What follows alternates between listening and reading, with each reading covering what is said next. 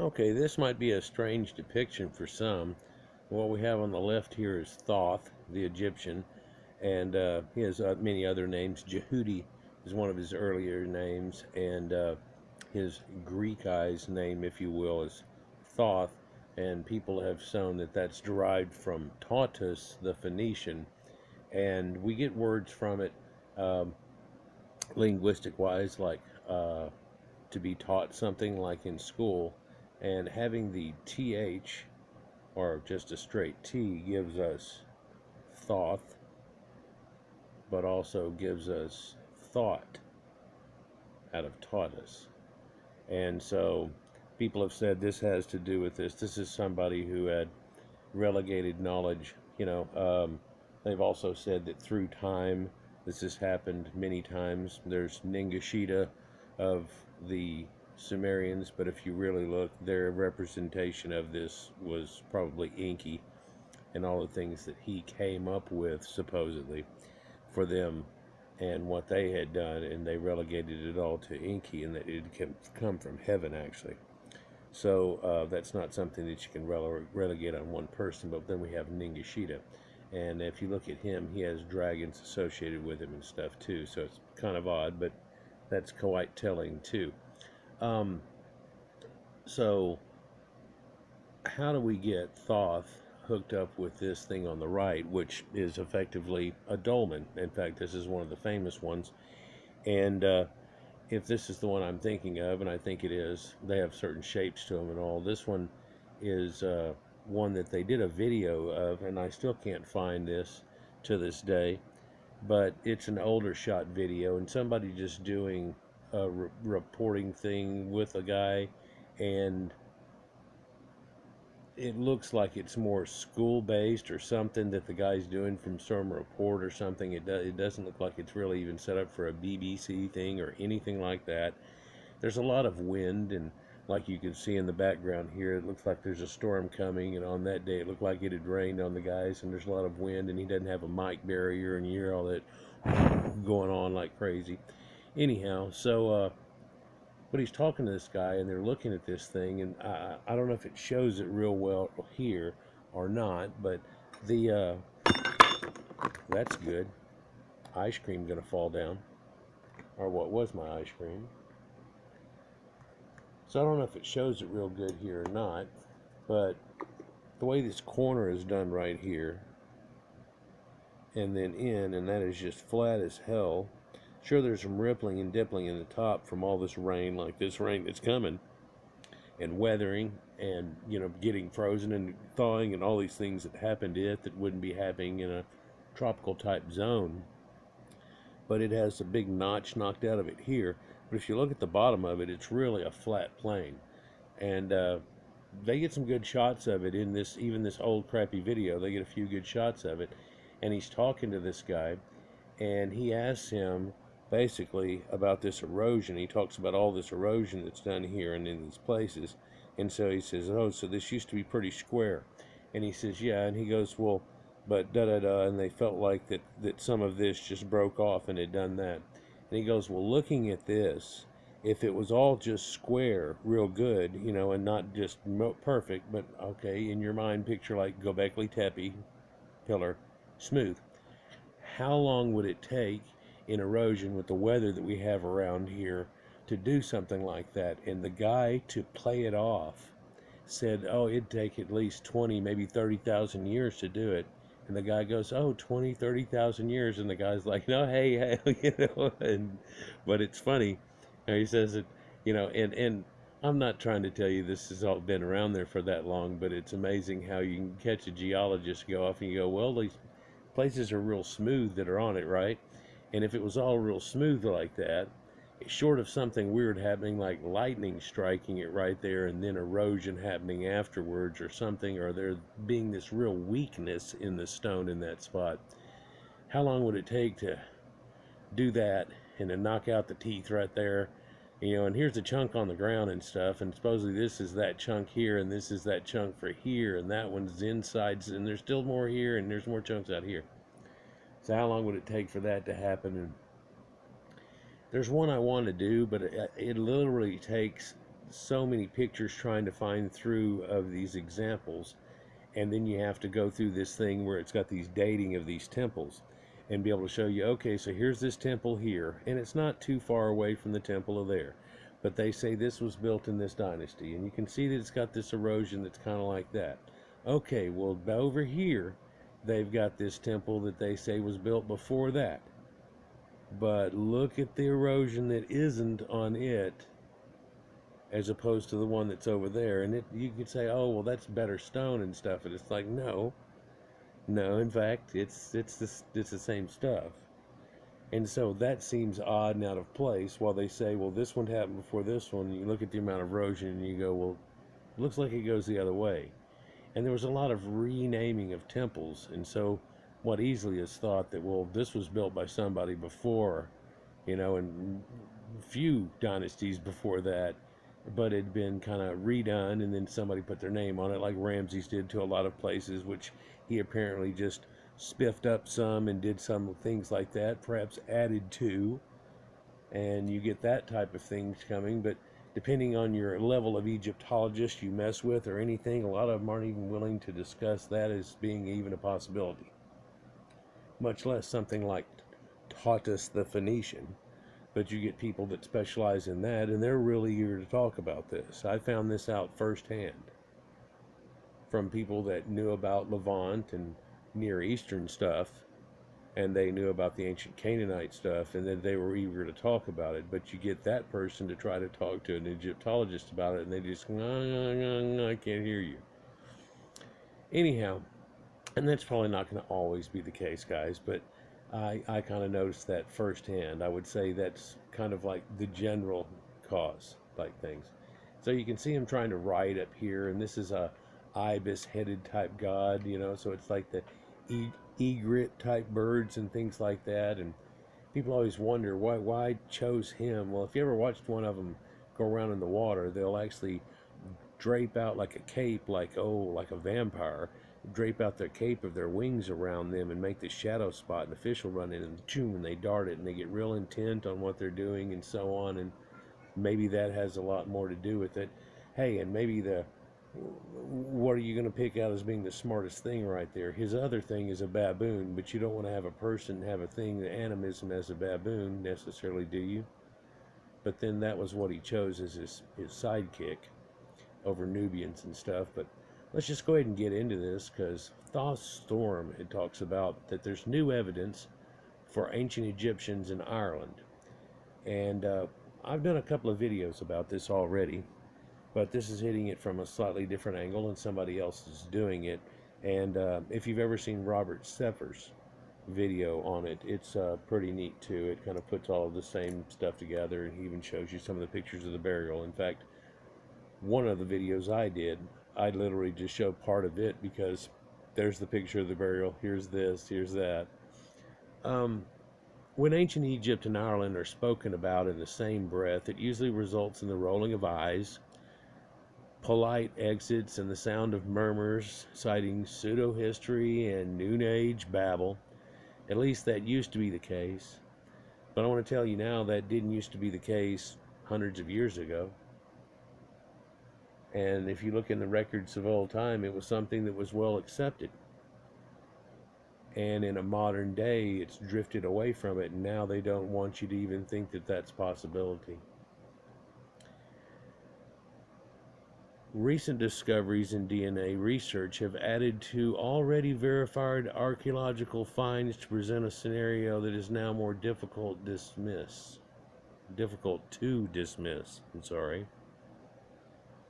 And I guess what you could refer to as what they had shown,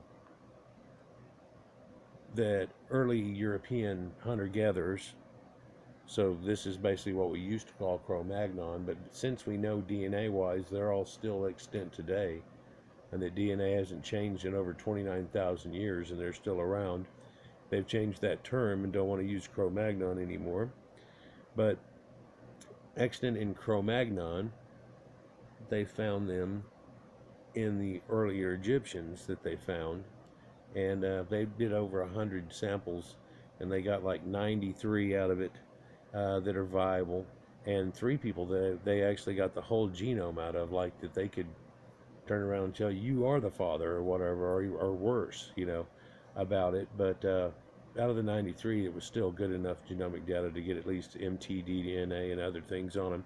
And they find U6 and other haplogroups into them, but they'd already known that Ramsey had red hair, and they checked it under a microscope, and even his roots are still red hair, even though he was so old that it would have been gray, and they kind of dyed it.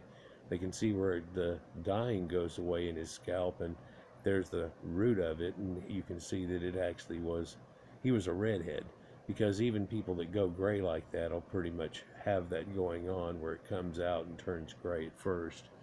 And so you can see it by that. But Thuya and Yuya and all these other ones that are blondes, and damn, I forgot the name again, but one of the earliest dynasties, Pharaoh either Khufu or Khafre, had a wife that is shown on the wall, and she's got red hair too, or it looks reddish orange strawberry blonde hair. If you get close to it, it's actually yellow with red lines in it, the red ochre lines. You get far away and it turns actually into that. So with that type of data going on and stuff, it starts to look like, well, they had a pretty good population of European types that go with people that over in this area have this same genetics and phenotype going on. Isn't that odd? And even though they agree that Ramses has a lot of a phenotype of the ancient Berbers, and Berbers that are still living in North Africa over near the Atlas Mountains and stuff, what actually happens there is actually same type of genetics, same form, blue, green eyes, blonde hair, some redheads, a lot of auburn. Not all, but it isn't all. And so what's up with the ding ding sundial looking Shiva Linga thing here? Yeah, I need to get that archaeologist that was out there that day and ask him about that. You always thought what would be nice, or just something different and funny that the UK might be able to pull off, is get somebody that's I don't know, look like Vikings or whatever, and have them come out and just be kind of brash about it and everything, and tell me all about this and everything, and just like they're the strongman competition team, but here we are learning about archaeology, right? And have them go around doing it or something. Or better yet than that, if you've ever seen the rock band Gore, have them going over and ask them and go, okay, what's up with this Shiva Linga sundial ding ding sticking up thing over here? And if you ain't got anything good to say, go, well, look, say over here there's a shadow on the ground, right? And that shadow is going to start going across here through the day, and at the end of the day it's going to be over here. What we're going to do is we're going to steal your golf cart you got over here, and we're going to play around on it until the battery runs out. And either that, or when the sun gets over there, we're going to come back and you need to tell us something cooler than you've been talking about a minute ago about the Shiva League ding ding sundial thing, you know. And you know, something along that line. And try to stretch archaeology just a hair with thoughts. And we don't mind if you say things like, well, it's thought or perceived that da da da, but, and so, you know, rather than to be real protective about it, and try to make connections. Don't try to make outlandish claims. Try to make connections. So that's known as the Stone of Destiny atop the hill of Tara, and that's in County Meath in Ireland. And the Hill of Tara, there's some cool songs about Tara, but some of them are old folk songs going way back to and derived from them. But Terra also means earth, like terra firma, right? So that's kind of neat. The Hill of Tara is one of Ireland's most ancient sacred sites. It's surrounded by many other Neolithic earthworks and tombs, and although commonly associated with the Celts, the site predates their arrival in Ireland by thousands of years. And could it be the Picts and the other people that have it going on, or was this the first wave that had it going on? You know, there was the ancient people that were living there, and then there was a couple of waves. We've been talking about this in other videos. In legend, it's the place where the Tuatha de Danann reigned. These were a godlike people who were said to have arrived in Ireland in mysterious ships and had magical powers. Now you think about that, mysterious ships and magical powers. And that starts to show you weird things. Well, especially if we know nowadays, we know they had a ancient ship dock and everything that was built there, and how they perceivedly built the ships. The ships they had over, like the Phoenicians and so on, had a prow that maybe had a dragon head on it and things like this. But also there's ancient tales these people had a wheel with them, which was quite strange, and that some of these ships, now this is a weird telling when it comes across in the words, but it's written in like broken English somewhat, and it says that they came by land, like their ships came over land. And you see the Egyptians pulling the ship over land with these people in some ancient cave art with this same concept, and like, why would somebody be dragging around this ship type thing? Doesn't make much sense of, dragging this ship around. That's kind of strange. So this right here is a depiction of Dagda, representing legendary members of the Tuatha De Danann, but not all of them. There's a whole group and a pantheon that goes with that. I've made a couple of videos about that already too. But if you look at this representation, what I like about it is looking from left to right here, we'll see what looks like a spotted hyena, and they've made all kinds of comments, but it doesn't have the tuck butt of a hyena, so what the hell is this? They've said it's dogs and so on. Here's another one that's on this side. What we have here is a guy that looks like Mercury somewhat. It's not necessarily a winged helmet, but you see these Viking type helmets with these prongs that are on them. And we've seen that same exact helmet with those tops that are on it hooked up into Saxons and things like that at a later date, right in this same time, that are known with this. And we put out a video not too long ago about the two snakes coming together and having this type of iconography in that same movie and other movies. Though, I mean, in my mind, it goes all the way back when I was a kid with Fred Flintstone, and they had the Grand Poobah, and he had the buffalo helmet, right? But then I started checking out the Sumerians, and I go, there's the Grand Poobah right there. And then you see one with like all the horns on him, and you go, no, that's the Grand Exalted Poobah. But, and they're gods, and what are they? Inkies, Lord of the World, and all this. But this wheel is being made by this god here, and he's jumping over a snake, right? That looks like Mercury. It's a Mercury representation. I always thought this representation was funny. I always looked like he's farting or something. Farting away that dog there. Is that what makes him fly? Zoom! Jack be nimble, Jack be quick. Jack jump over that damn snake real quick. Also, if you'll look here, there are horses. So these aren't horses at all. They're horses. But if you look real close, those aren't horses. Those are Pegasus. There's one over here. Pegasus. But if you look even closer, people, this is not a Pegasus, for it has a little bird beak onto it. It looks like a parrot type thing, like a cockatiel, like a budgie type situation, that type of deal. And even their front feet are clawed, not hoofed some ways. Isn't that a strange representation? For there's a griffin that's right there, and its representation. Oh, and I think I had 2 or 3 more things to be able to say about this. We'll see if I can come back to it, or maybe it is something I come back to. He's holding up his arm. Wow, people. I use underarm disbursement. Do you use underarm disbursement? Ritual burials and mysterious bones. Recent, very controversial excavations near Tara. A story emerged about a strange skeleton that had been found by workers digging at Lismullen Hinge. Some thought it was the remains of a dog, but others thought that it might be a badger. But most curious of all was the claim of some witnesses that the remains were in fact those of an ape.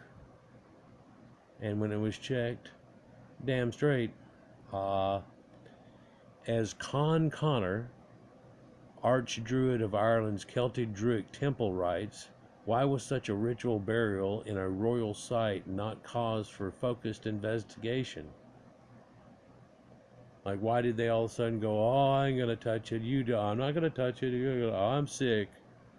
Well, how did that happen? In her work, A Course of Severe and Arduous Trials,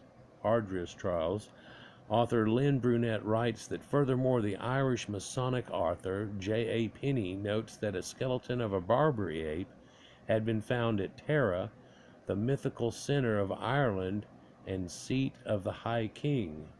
We was Kong. But why would there have been such strange bones buried at this site? These primates are not indigenous to Ireland, and the archaeological complex surrounding Tara dates back thousands of years. If bones of an ape had been found at any point, why do we have a precedent for such a burial at any other of Ireland's most ancient sacred places? And it looks like at least two, but he goes on. In fact, we do. During excavations at Imhane, Macha, which is Navan Fort in County Armagh, the skull of a Barbary ape was found. When it was carbon dated, it was discovered to be roughly 2,500 years old. The question for many archaeologists was how it got to Ireland in the first place, but perhaps a more intriguing inquiry would investigate why.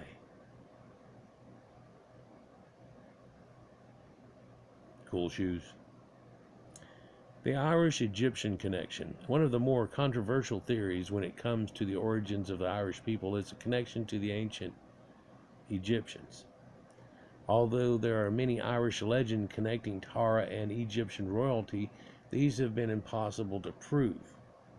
Even though genetics are showing some connections, they're not been able to go, okay, well, Well, they've got to get good enough DNA here and there. And after so many generations here, it's not going to be like, you are the grandfather. One of the most intriguing examples of these proposals was the discovery of the skeleton of a 15-year-old boy at the Mound of the Hostages near Tara by Dr. Sean O'Riordan of Trinity College. Carbon dating showed that the remains were roughly 3,800 years ago. A necklace found with the skeleton was made of faience beads and matched similar Egyptian manufacture and design. I did a video about that, and there's also a grave in Denmark which they said not only mimicked the exact same beads that were found in a group of necklace beads with King Tut and the 18th dynasty, which is about the same time it was dating as, but it literally was probably from the same shop because they did spectrograph reading on it, and they just there's small percentages of what's in there, and they go, this is from the same batch of the same people. And of course there's some amber here, and that's from these people, and there's some faience there, and that shows you connections too. This is one of the tombs of the Hill of Tara.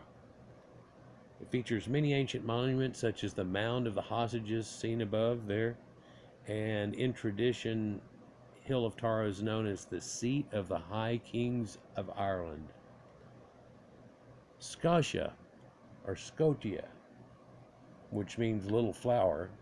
There's also the famous legend of Queen Scotia, an Egyptian princess or queen, depending on which version of the legend you read, who was said to have arrived in Ireland in 1700 BC and was killed by the Tuatha Danann in a great battle, depending on which version you read.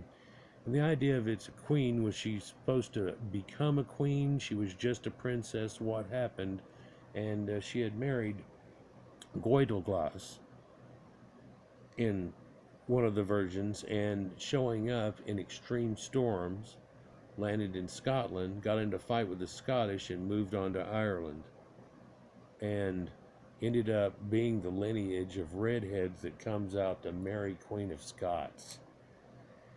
And it's in the Irish Declaration of Independence and in the Scottish Declaration of Independence. I did a video about it. Not long ago I did one on Scotland. Her supposed grave is marked by a giant inscribed stone in the County Kerry, and its importance has led to local politicians calling for its preservation. And this is like the stone of destiny that sits below the queen's chair, and kings have been being kinged or queened on this thing for a long, long time now. And not necessarily some stele like you might think that it is. Here's a depiction of one drawing of it. What is that, 14th century, 15th century depiction of Scotia's voyage from Egypt. They were writing and drawing about it back then and stuff. And she came with an entourage, supposedly. And this entourage are supposedly miners and stuff. And it's funny, but one guy makes a connection, and it's possible, but a weird one, that these miners weren't actual Egyptians, or somehow they came off to not look like Egyptians whenever they showed up to them there, which those people in that boat don't necessarily, but in all of her entourage, but they had been miners, and that they were a little shorter than normal people, but well healthy and fat, and they, miners, and next thing you know, that's dwarves, and somehow hooks up to a Snow White thing. And I recently did one about Snow White, and I'm like, well, you can't have all of these, but you can have a retelling going over and over again. But I don't get the idea unless she died somehow, and then they put that on her, and she never came back from it. But we talk about that in the other video more. An interesting aside is that Scotia's grave is not far from the island of Skellig Michael, the site of a pre-Christian settlement and later monastery. According to the 11th century Lebor Gabala Iran Book of Invasions of Ireland, Milesius, a great leader, one of Ireland's invaders, lost 2 of his sons nearby in 1400 BC when a magical storm caused by the Tuatha Danann submerged their ship. And so that makes a connection with the Milesius, and I did a video about this too, whenever I was talking about the Tuatha Danann, and another guy had made the same connection. He had a little video and a picture, not a video, but I had a little picture to go along with a little article saying about it in the first place, and I showed that to you recently too. And so here's that little mystical island that's set off there on a coast. Notice how King Arthur, and it's set on a little Avalon Island, little islands and separated things. Despite these legends, up until recently, there had been very little strong academic evidence linking Ireland with the lower Mediterranean. But in December 2015, however, this all changed. Get a drink here. Groundbreaking DNA findings. Scientists from Trinity College, Dublin, and Queen's University, Belfast, published new findings in the journal The Proceedings of the National Academy of Sciences. What they found was that the ancient Irish were not only related to the people of southern Europe, but that there were Middle Eastern connections also. And since we say that, we're talking about the ancient Anatolians and so on, the people that lived around there. And the ancient lost tribes, and one of which is Danites, and so we talked about Tuatha Danann, and people have made this connection a long time ago in the Danube, and pretty much leading you right there to these Danes that live there now in Denmark. Yeah, there's old maps that instead of actually showing Denmark, it actually shows Dan. So there's more connections than that. With this new knowledge comes a tantalizing explanation for the ape skull in ancient Ireland, which connects to a previously unexplored etymological link to the Tuatha Danann. Commonly, the meaning of this mysterious race has been posted as the people of Danu, a mother goddess from Irish mythology, and I'll show you something about that in a second. However, the earliest recordings of the Tuatha do not include the last word Danann, instead describing it as day or die. So this would be like a dios and a god or a goddess.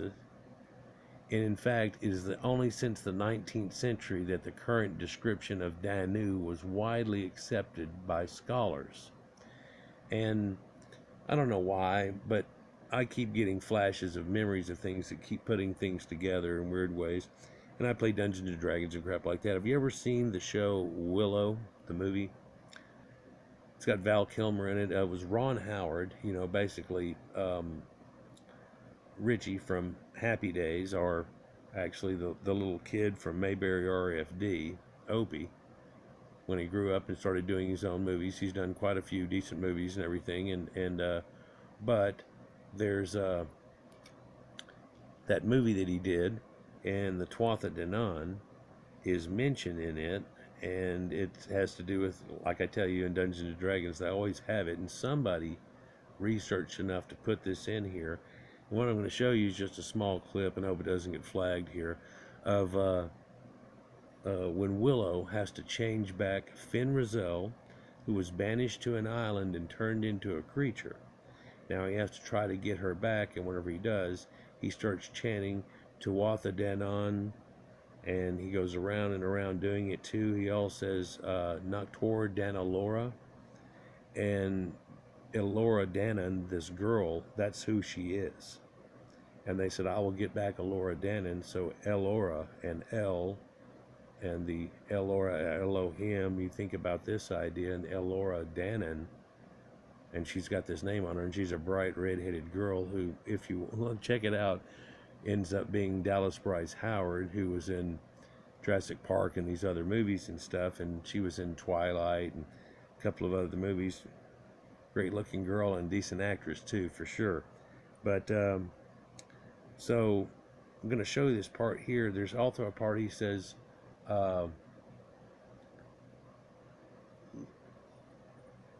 Noctoire, and they said remember that, and the charm of making is what she tells him. And Nacht is like night in German even and stuff, and Nacht is night. And then she says Luminacht, right? And so what is Luna Nacht? Well, Luna is the moon, and at night, so he's saying like on a moonlighted night. Somebody took and put this out before. It was like on a moonlighted night, I'm calling on the Tuatha Danann, and da-da-da, and he says it over and over again. And I'm just going to try to show you this little piece of it here. I'm going to try to just pop it up on my phone, if it'll let it show, and see if we can see it here, guys. Fire begins. Locks war Danalora. Tuatha Danu. Believe in the word. Tuatha. Concentrate.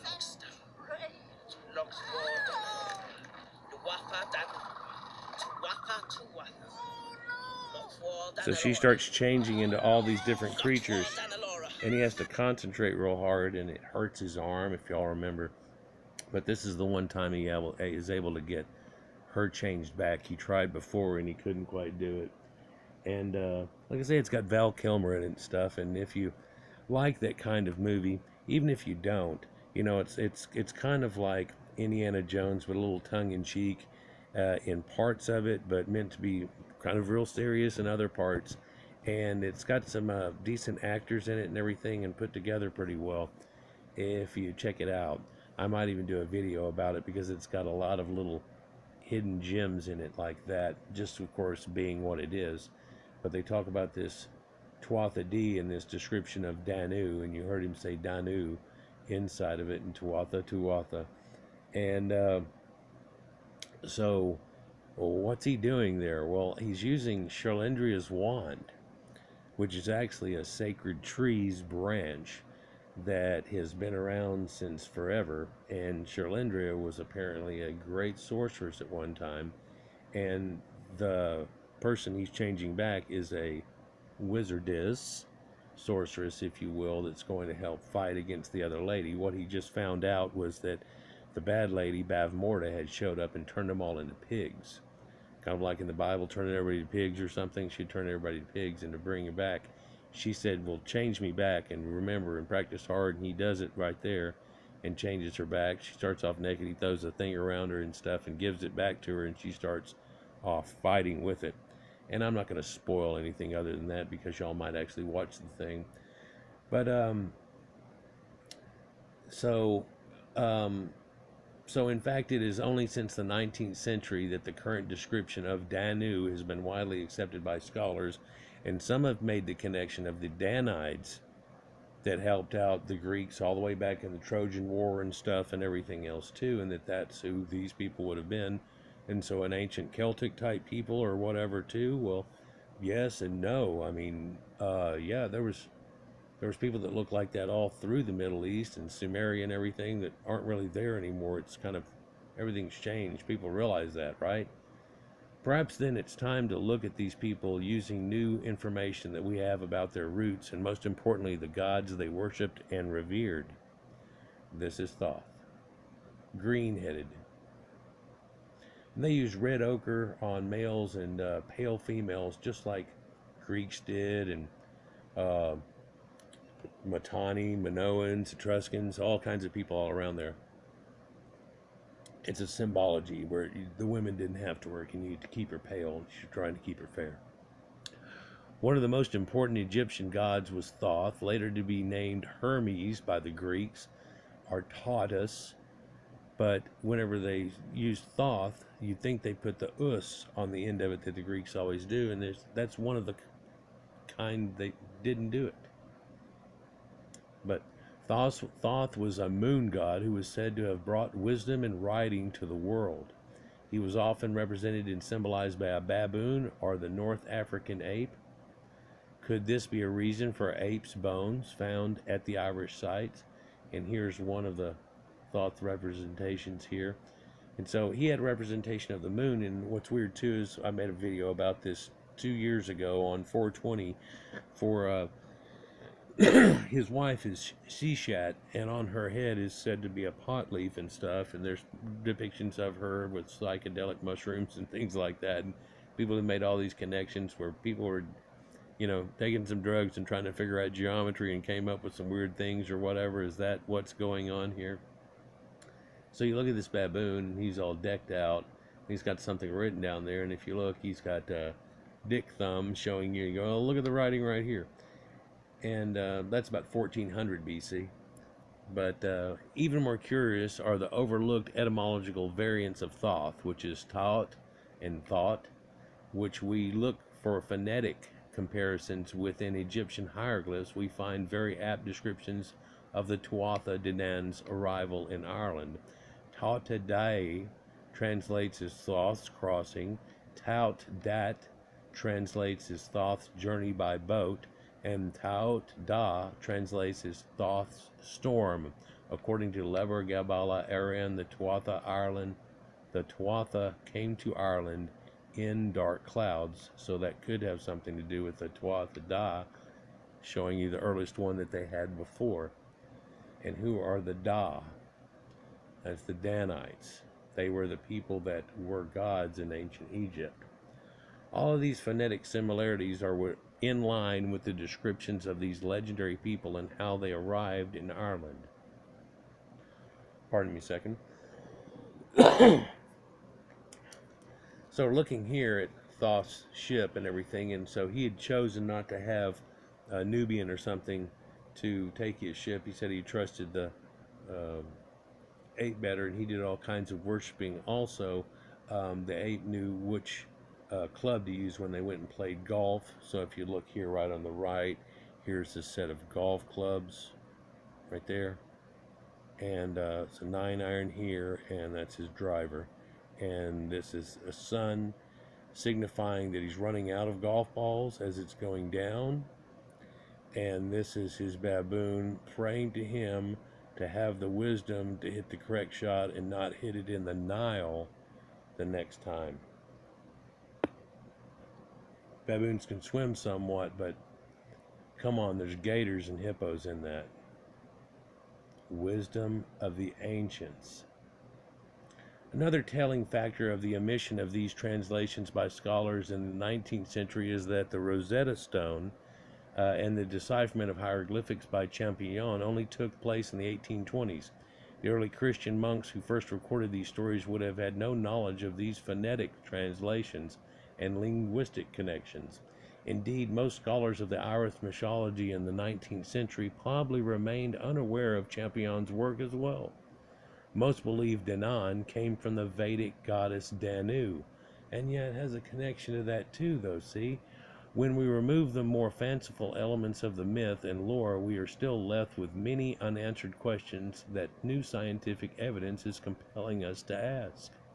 Some of the answers have already overturned previous academic opinion, and with each technological breakthrough, we discover new means to dig further into our past. Although an ancient connection between Ireland and Egypt was once thought far-fetched and outside of the accepted scholarly realm, we now have more reason than ever to examine these links and wonder again about the Tuatha Day, or possibly Thoth storm.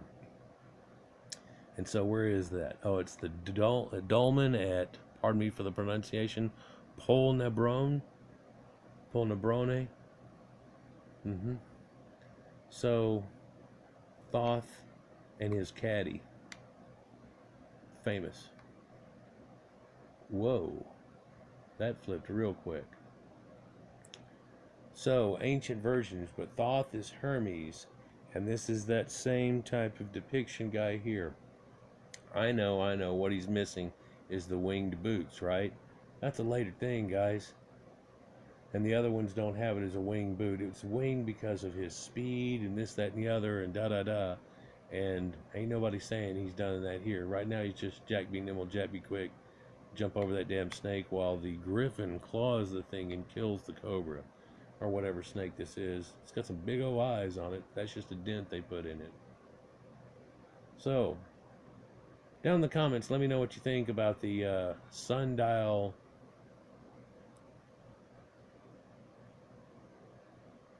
dick thing. Do you think that looks like a Shiva Linga type thing? And how long do you think that eroded there?